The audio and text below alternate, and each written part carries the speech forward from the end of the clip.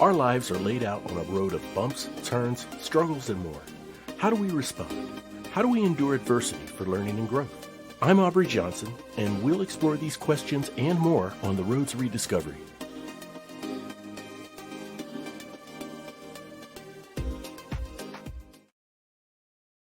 Hello, everyone, and welcome to another episode of The Road to Rediscovery. I'm your host, Aubrey Johnson. The Road to Rediscovery is about reflecting on life lessons to learn and grow from them, and of course, take it to the next level and uplift others who are struggling through dark times.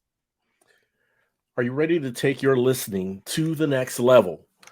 Well, subscribe to the Road to Rediscovery Podcast Premium on Supercast. Get access to exclusive content, special episodes, and limited edition gifts like a coffee mug, keychain, stylus pen, and so much more. All sorts of good swag starting from $5 monthly or $50 for the year. Just visit roadtorediscovery.supercast.com. That's road, the number 2, rediscovery.supercast.com. All right. My special guest is the founder and CEO of the Wellnest and creator of the Global Domination Marketing. Wellness Global is a community and network of wonderful holistic resources, helping people find practitioners, coaches, and more, offering a wide range of products and resources to develop and nurture your whole self. Ladies and gentlemen, let's welcome Valarie Angle to the show. Valarie, welcome. It's so great to have you here. Yes, I'm so happy to finally be here, Aubrey, and spend some time with you. Oh, thank you. Thank you so much. Likewise, we are thrilled to have you here as well. So, Valarie, if we can just first kind of unpack the, let's unpack Wellnest, right? Tell us a little bit more about Wellnest Global and as well as Global Domination Marketing, and maybe share just a glimpse of your journey and what inspired you to start this endeavor. Sure, yeah, I'd love to. So, Wellness Global has kind of transformed over the past 5 years from an idea to share products and services that were really helping myself and my family. And this was pre-pandemic, this was before that, but I had discovered some resources that really sort of caused me to stop and pivot in the way that I was caring for my own um, mental, spiritual, and physical needs, and especially that of my kids. I'm a mom of 3. So they're now 14, 16, and 21. So we've been Wow. through lots of different, all the childhood stuff, and now the teenage stuff, and the young adult stuff. And I really was just enjoying sharing so many resources with friends because, for me, I was a single mom back then, and I was just kind of doing what my parents had done with me and trying to use the same tools and resources that we had. And one day, a friend of mine saw me struggling and said, "Hey, let me introduce you to some things that might help you." And so I wanted to do that for other people, right? Yeah. And so, I started having like little classes and just talking to people one-on-one. And that is when I met my now husband, who at the time was just my UPS driver. And we were having conversations. Yeah. Yeah, it's that situation, that fun situation. Yeah. But we would have little 10-minute conversations about, different little things, different natural resources and things like that, because he was into that too.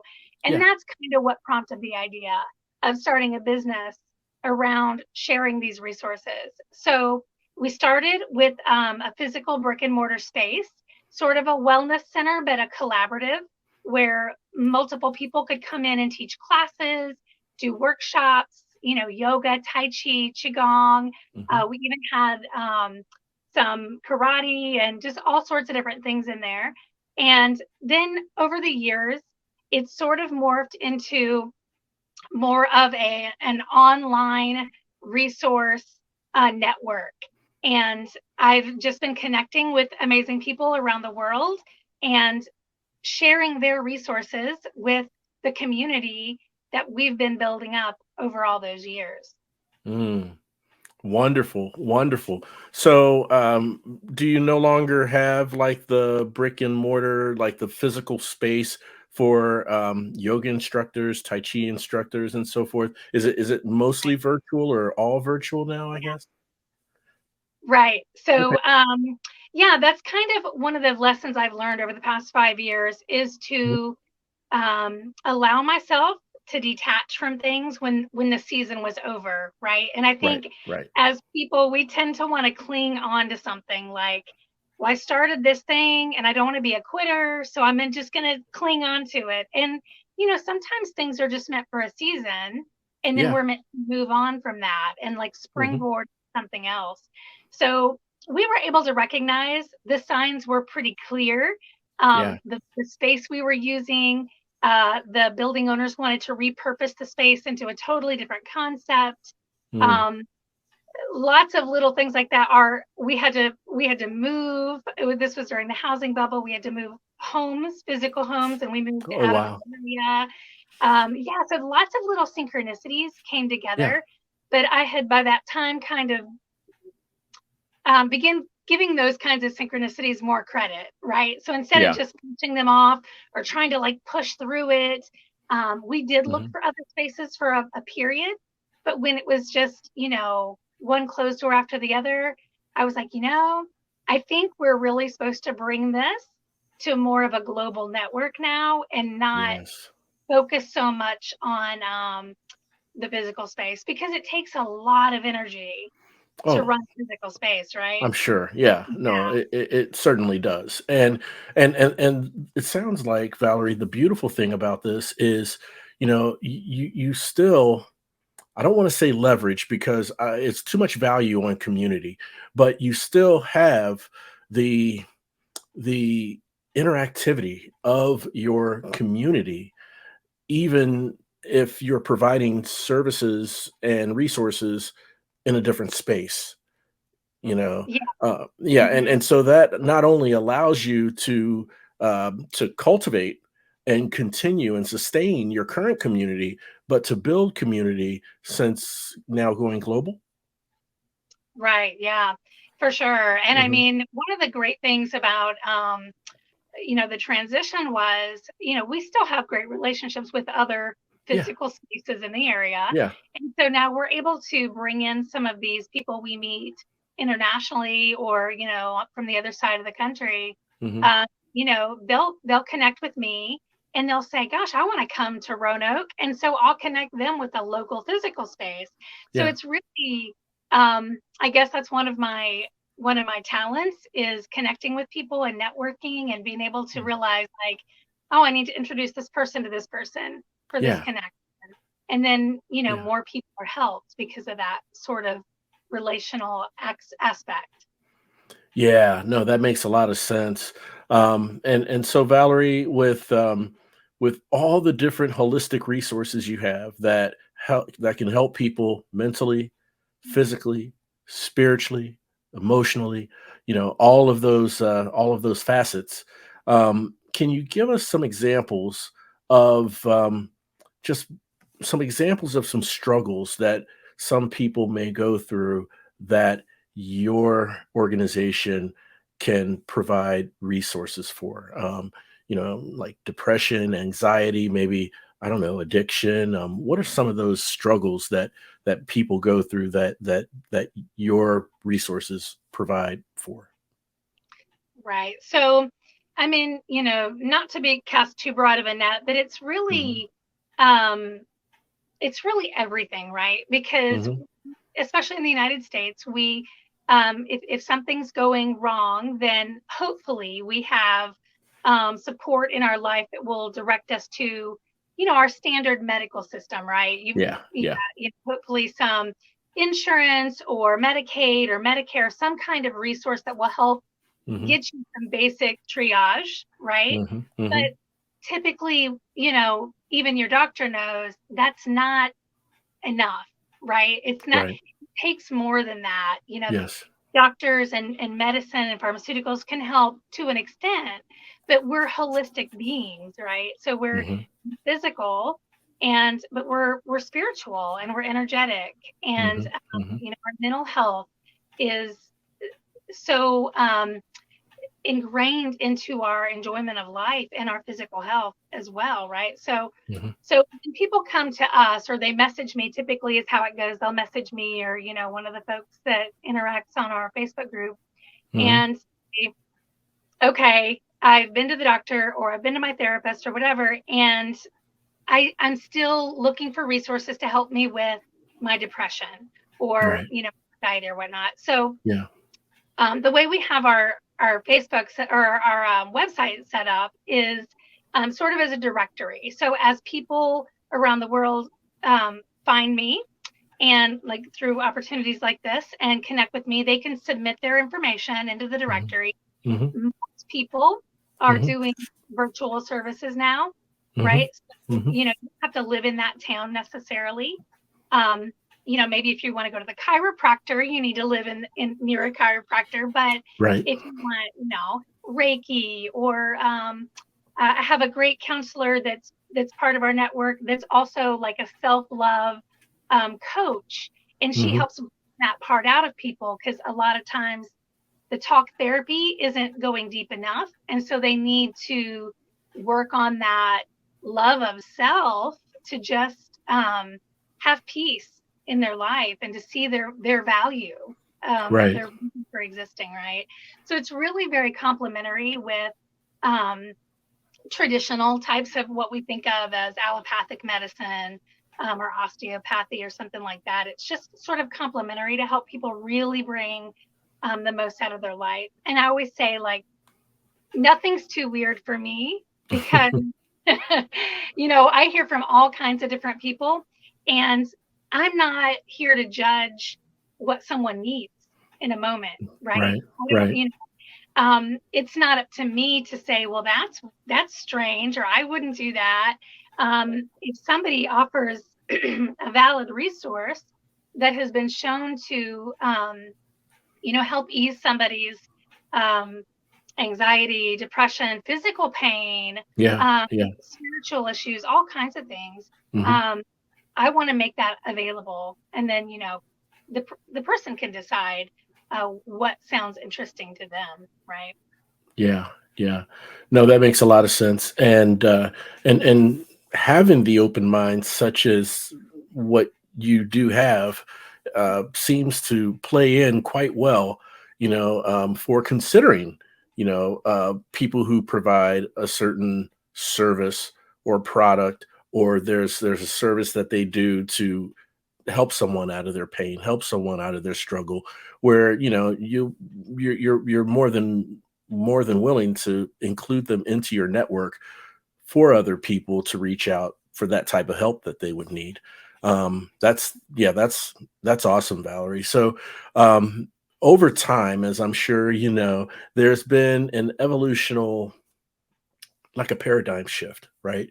So, and what I mean by that is, when we talk, and I know this is a catchphrase and everything, I'm not trying to use this loosely, but we talk about wellness. Okay, we talk about holistic being. We talk about being mindful of taking a holistic approach to our personal growth, to our improvement, right? These types of things weren't discussed, at least in broader circles, 20, 30, 40, or even 50 years ago, and maybe there's somewhere in the history books that may prove that otherwise. But to my knowledge, those types of things weren't discussed. However, it's really coming to the surface, and it's very beneficial for people to take that approach. And maybe this is something that, I don't know, Eastern medicine was studied or practiced centuries before it even came to us here. Okay, but I'd love your take, or what your thoughts are on what is ushering in this shift, right? Is it the younger generation, and then who are those that are participating in these types of holistic practices, resources to help with their struggles? Is it one or two, let's say, younger generations, or is it all generations that are now gravitating to this? Just wanted your thoughts on those things. Yeah, that's a really packed question. Okay, let's Yeah, I see. know. Sorry. I've got it. I've got it. It's okay. So I see it as sort of like a pendulum. We Yeah. tend to we we humans, we get really enthusiastic about something, right? So Hmm. like for thousands of years, in the Middle East and India, and they've used Ayurveda, and then you've got, Chinese medicine, herbal medicine, the temperatures and different aspects of wellness.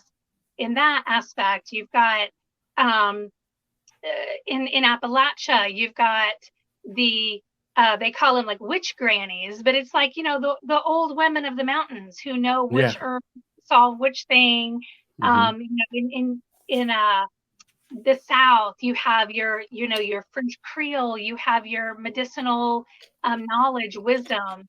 So Yes. I think that for ages and ages, we've had this passed down knowledge, but with the turn of modern medicine, um, and the influx of profit and money really elevating that, pharmaceuticals, medical schools, Yeah. and all of that becoming normalized, of everyone having access to some sort of Hmm. insurance at work or through government assistance or something to get some sort of Yeah. triage help, emergency help, vaccinations, whatever.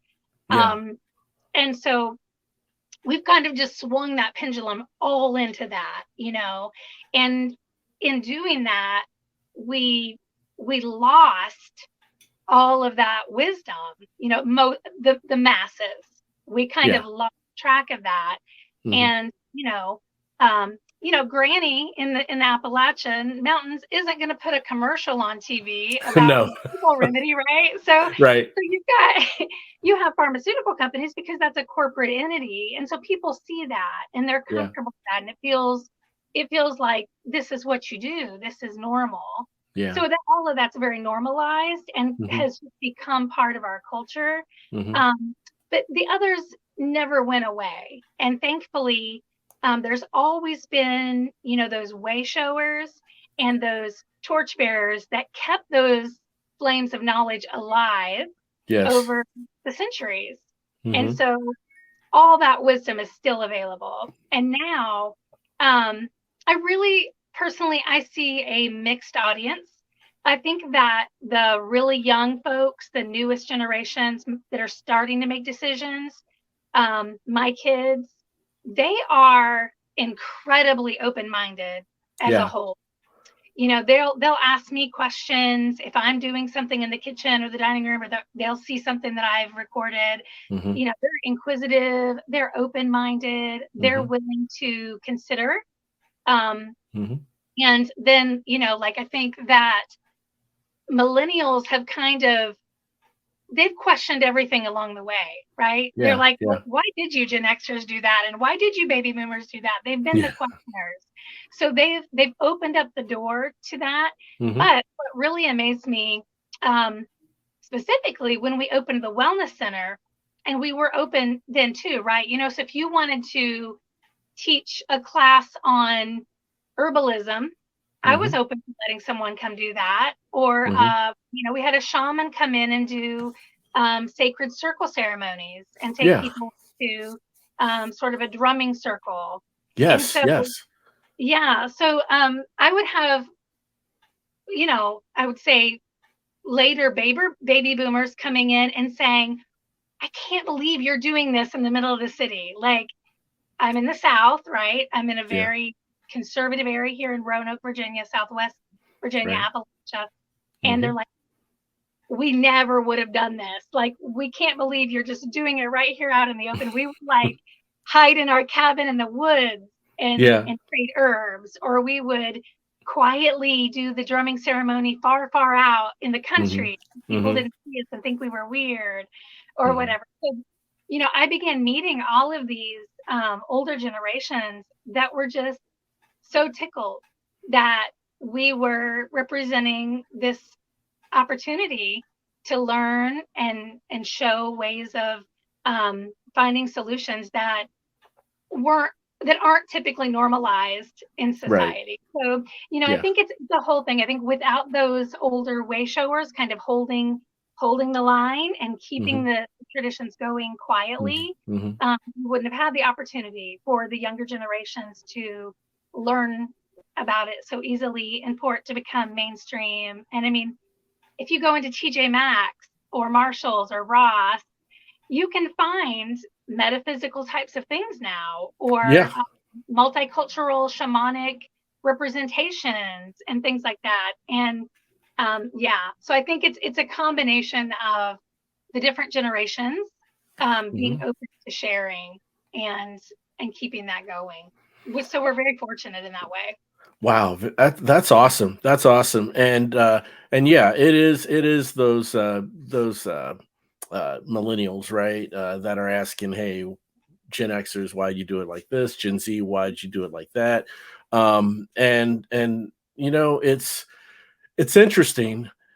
What I have taken from what you've mentioned regarding the older generations when they see, say, a drum circle like in the middle of town or something, versus what they would do, which is going out to the woods, like you mentioned. Um, but that doesn't mean that they're opposed to the practice, right? Right. They're open to it. It's just that they're thinking, man, in my day, we would not be doing this in town. And there's been a lot of change since then, right?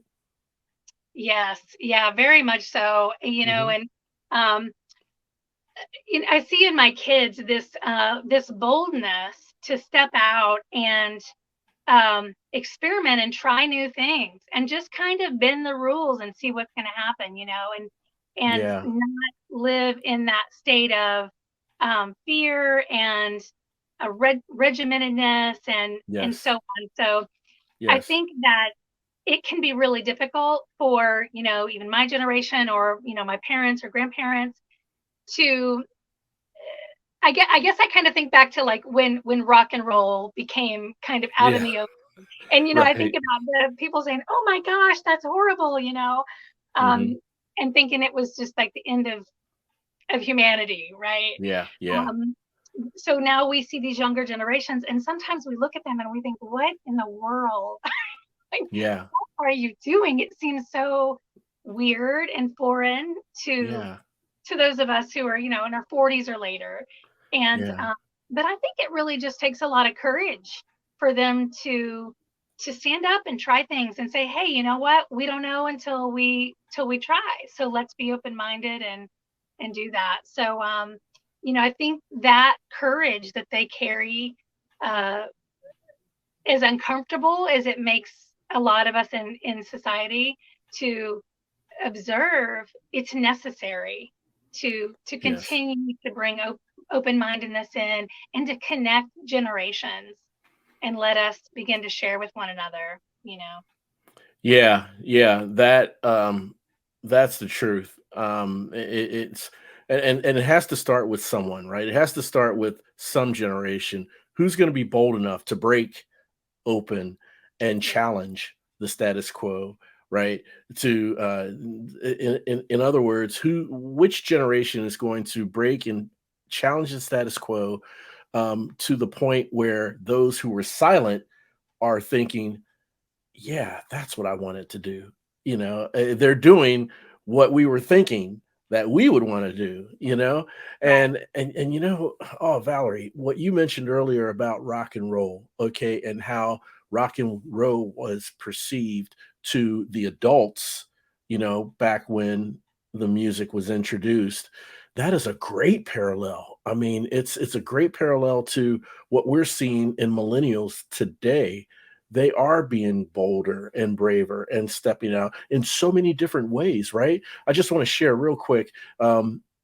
In the job market, my day job, okay, my background is talent development, and so um, in the workforce, at least when I was in my 20s and 30s and so forth, it was all about, graduate from college, get a job, and you get a job and you hold on to that job. You hold on to that job, and it's like, man, I don't want to mess up. I want to keep this job.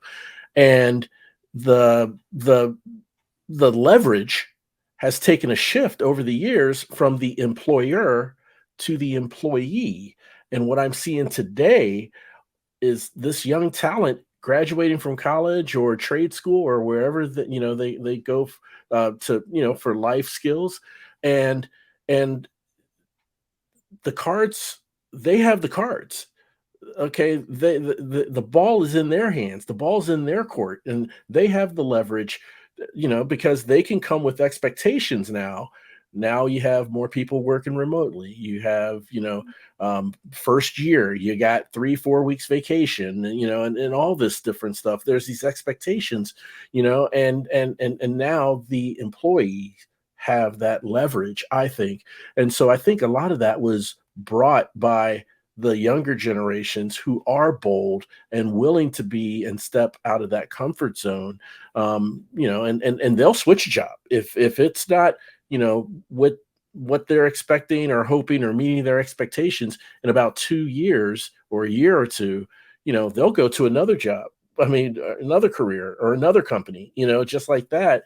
And I'm thinking to myself, man, that is kind of, ooh, they're really taking a risk. Well, no, I mean, they want to work somewhere they're comfortable with. So I want to thank you for sharing that rock and roll parallel, because that kind of, I don't know, that just, history repeats itself, right? And that's just one thing that I was just thinking about when you said that. Yeah, yeah, it does repeat itself. And I think that and there's always a new thing and Yeah, always a new fear or whatever. But if yeah, we can accept that, it all, I believe everything works for good. If you yeah, believe everything yes, works for good. And hmm, so if you can just make it through the scary part or the bumpy part or the part that you don't know, you don't have control over, it will work for your good, if you align yourself to work with that. So I hmm, love that these younger generations are seeing the value of their mental health. um like I don't like to say work life balance because I don't really think there's such a thing as right, that, but to yeah, understand that life isn't just all work, but it's right, also not just all play, and that I hmm, need to be able to have some yin yang with that. And yes, I should be happy and I should be living my life and I shouldn't be dreading going to work every day and I should right, like my job. right, They're thinking about all of these values that make people healthier and make the world a happier place to be, versus like my dad who literally worked himself into a heart attack, just, yeah, burning both ends of the candle hmm, 6 7 days a week because yep, of got to get to retirement, got to get to pension, that's got right, to hold the line. I might be miserable and never see my family, yep, but I have to do this. I don't want to be a quitter. I don't want yep. to fail my family. Yep, that was my So, father. Yep, same thing, and yeah, that, and then that doesn't come without a cost, right? Um, Unfortunately, but that was the mindset of, and my parents are from the baby boomer generation, so that was the mindset of that time. In fact, by neighborhoods and by cities and towns, you can go to any given town in Midwest America, and that town has, a lot of different places where you can work, but they have that one major industrial employer, that everyone graduates from high school and they go work there. Their father worked there, their grandfather worked there, and put in your 30 years and you'll get your pension, whether or not you like it, that is the path, and it's been like that for so many years in so many different communities, and I'm starting to see that change now with younger generations where, there's other paths, there's other ways, right? right. Yeah. And we worry about them, right? Because Yeah. we want them to live fulfilled lives. But I have Hmm. the opportunity in some of my endeavors to talk with young kids and college bound students, Hmm. and to I mean, they're so smart. We worry about their all the screen Yes. time and the technology, and they're playing video games all the time. Yeah. But then Yeah. you talk with them and they're like, well, yes, I created this computer model of this 3D printed, miracle thing. Yeah. Yeah. I'm like, whoa, you did that? I thought you just played video games all the time. But we y- really don't give them credit, Yeah. for what they're learning through that. And because Hmm. we didn't experience it that way. So Right. it looks different to us. It looks a little scary to us, you Yeah. know. It does look a little scary. You're right. And I have four grandsons. Okay, and I remember two of them, and this will give you some perspective. Two of them um, came to me, or yeah, no, I asked each of them what they want to be when they grow up. When I was a kid, it was an astronaut, president, baseball player, a scientist or a doctor or whatever. Um, I asked them what they wanted to be when they grew up, and the response I got back was, and I'm not exaggerating, YouTuber. So, you know, I mean, it just goes to show you now, just, I don't know, the limitless possibilities and the different types of, I don't know, content creator and different roles and names that you are hearing in society today from various, just various people and names that kind of make it big in those areas. But it's like the lottery, right? And you touched on another thing too, with technology not giving our younger generations enough credit. um, and I was right there, with all the others, all the older ones, um, thinking they're just playing video games all day, but really they're designing something, or they're working on an algorithm, or just some sort of engineering that involves an app. um, I wanted to ask you this. That is very constructive, okay? And that's stuff that our younger generation really embraces now, which is great, okay? But uh, if we can take the flip side of that coin, and let's say, society can be quite overstimulated when it comes to technology, social media, um, likes, views, these sorts of things. And it's been, in different publications and stories, saying that that can affect someone's mental state or mental health or emotional being.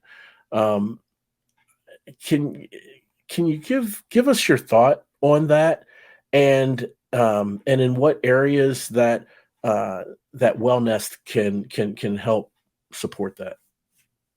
Yeah, for sure. Um, Totally agree. I really believe, technology is to be used for us, for um, you know, value, for our Yes, greater expansion, right? And yes, we have to maintain control over it. It's an inanimate thing, and we have to mhm, maintain control over that. We can't control people, we know that, but we right, can control ourselves and the amount of mhm, time and focus that we commit to it. And this is one of the things we did, kind of with the wellness. Obviously, there's two sides.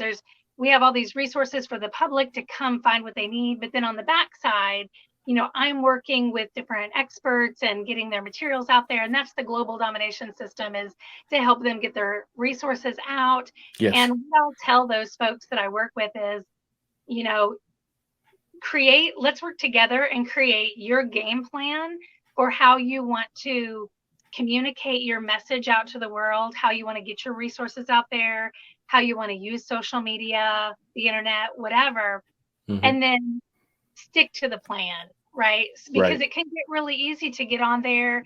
Oh, I'm going to go live and I'm going to tell everyone about this class I have coming up. And then the next thing you know, you've scrolled for an hour and a half and yes, gotten like, oh my gosh, everyone's doing better than me. Or, oh, yeah, how are yeah, they affording to go to Hawaii? And exactly, you get exactly, into comparison and imposter syndrome. And mhm, then you get down this deep, dark hole where you have this perception of all these perfect scenarios that we see on social media. And that's nobody's life. Everyone no, deals with the same day to day stuff. behind the scenes. We all, we all have to eat. We all have to pay bills. We all have to do Yeah. the Yeah. ordinary things that we don't put on social media, right? So Hmm. it, to me, it's about taking control of that Hmm. and disciplining ourselves, because we're the only person we can control, the only Yeah. person. And so disciplining Yeah. ourselves. And then as far as resources, um, to help with that, I love that so many of the resources that we have are um, virtual, so anyone can access them, and are, um, spiritual, mental, um, mindset kind of focus, energetic focused. Yeah. Because, like I said in the beginning, you can go to your doctor, you can walk in the door and go sit with your therapist, you can go into the chiropractor and have that physical adjustment. That you can do that in your town. You can probably name 10 chiropractors off the top of your head in your locality, right? So Yeah. you have those places, but not everyone is gifted in helping people um, connect with their heart, to bring out that spiritual aspect of themselves, to get to the bottom of, what's behind some of the mental health struggles and challenges. What's your mindset?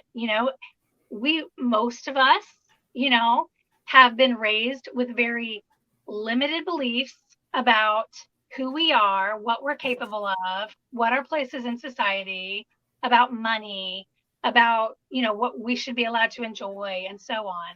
So, mindset, and then that energetic thing that I love the age we're in right now, Aubrey, because you see these scientists like Nassim Haramein and Mind Valley. I know you've interviewed folks from there, That's right. and all these energetic, all these scientists and biologists and physicists Yeah. talking about energy at the cellular atomic level, and Hmm. that's what we are. And so a lot of our resources address that energetic part of our being, and they teach people how to work with their own bodies energetically, and they can work together on that, because if you follow the physics guys, there's no time or space. It's all Yeah. relative. Yeah. That's So, right. Yeah. those are some of the resources we have, are people who can pique your curiosity. And if you're looking through and you're like, wow, what's that? That's Yeah. really interesting. Connect with that person. Just, have a call, find out, see if you like them.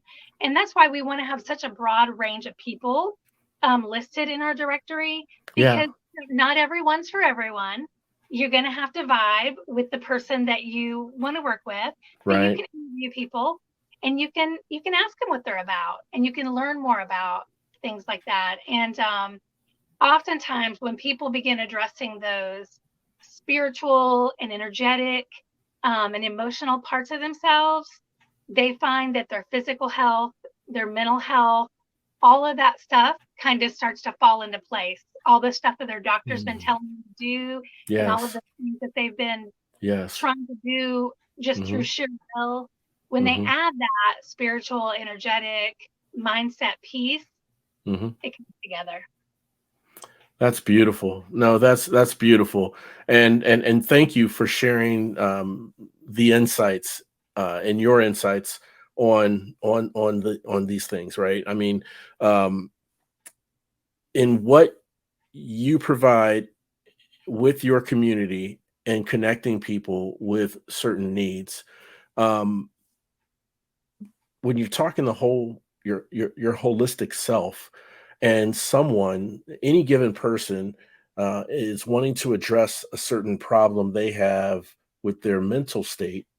It could be, I don't know, depression. It can be, like you said, imposter syndrome. It can be comparative thinking, those sorts of things. It's like, okay, where do I start? Right. I want to get with Wellnest. How do I get connected? Who can be that traffic cop for me to point me in the right direction of resources that they have that I can, get in touch with, to see who do I vibe with, right? And to establish a relationship there to address this part of my mental state that I need to. and you articulated it very well as far as contacting and knowing that it may not be the first time that you connect with someone that that you get a connection. You might have to check with others to vibe as well. Right. Right. Yeah. Just like Yeah. when you go to if you go to a therapist or, Hmm. I mean, gosh, like even ladies like a nail salon or you go to get a pedicure, you Yeah. don't always go back to the same place, right? It's not, Right. everybody's not your cup of tea. So, Yeah. there's, we tend to have this like limited mindset of, oh, well, I can't be this expert because somebody's already doing that. Well, there are billions of people in the world, right? So Yes. Yes. you are unique. You are unique in your needs and in your gifts. And so we all need to be sharing our gifts. All those YouTubers to be need to share that ambition and be what it is that they want to be because someone out there is looking for them and is going to find them, for that resource. And the same Yes. thing with asking, don't be shy. Um, just ask for guidance, ask for help. And that's what we want to be, a place that people can think of like, I'll go over and I'll message Wellness Global, or I'll go look and see if I can scroll on their page and find something, or on their website and Yeah. peruse, see if something speaks to Yeah. me. Yeah. Because it's all about exploring and connecting with those people that can help you figure out the solutions to your problems. That's wonderful. Fantastic, Valerie. So, speaking of going to the website and perusing, how can the listeners connect with you, connect with your colleagues, learn more about the great work that Wellnest is doing, and get connected? Jump in the pool, so to speak. Yeah. I would love to share that. So we tried to make it as simple as possible. So the name of the business, if you guys haven't picked up yet, it's Wellnest. So it's the word wellness, but with a T on the end, like a bird Mhm. nest. And, just think of like my warm, cozy place to go find my wellness resources. So it's Wellnest Global. And so our website is wellnestglobal.com. Our YouTube is Wellnest Global. Our Facebook page, our Instagram page, TikTok, it's all at Wellnest Global. As far as myself, and trying to connect directly with me. You guys can probably see on the screen if you're listening only, then my name is Valarie with two A's. So it's Valarie. I have a link tree and it's at Valarie Official. Super simple. And there you can connect with me directly if you want to ask advice on a specific resource, and or introduce me to someone, because I'm always looking to broaden this network, and add more valuable resources. So if there's somebody you love working with or who has really helped you, I would love to meet that person too. Fantastic. Awesome. We're gonna have links to your multi link site, as well as the website and the social medium handles at Wellness Global, right? Yes.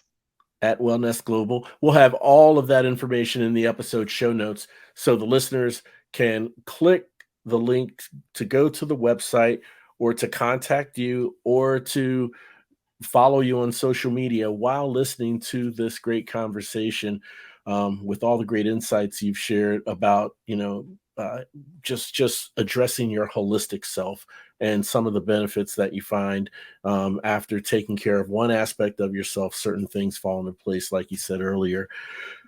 Valarie Angle, thank you so much for coming on the show. Really, really appreciate you coming on, and let's stay in touch, because I'd love to have you back on the show if there's a Wellness Global event, that may be coming down the line or something. We'd love to help spread that word as well. Absolutely. It'd be my pleasure. I've had a great time, Aubrey. Thanks for having me. Oh, absolutely. Thank you. And I want to thank all of you for tuning in and listening.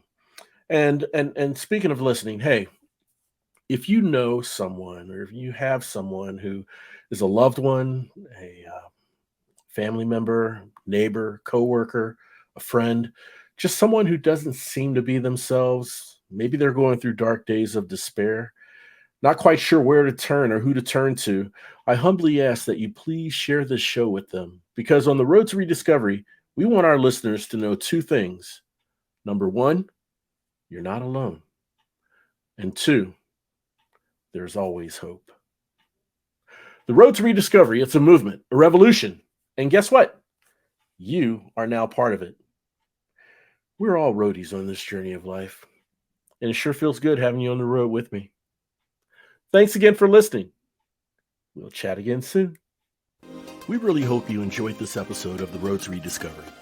We'd love to hear from you. Shoot us an email at roadtorediscoverypodcast@gmail.com and leave us any questions or comments you may have.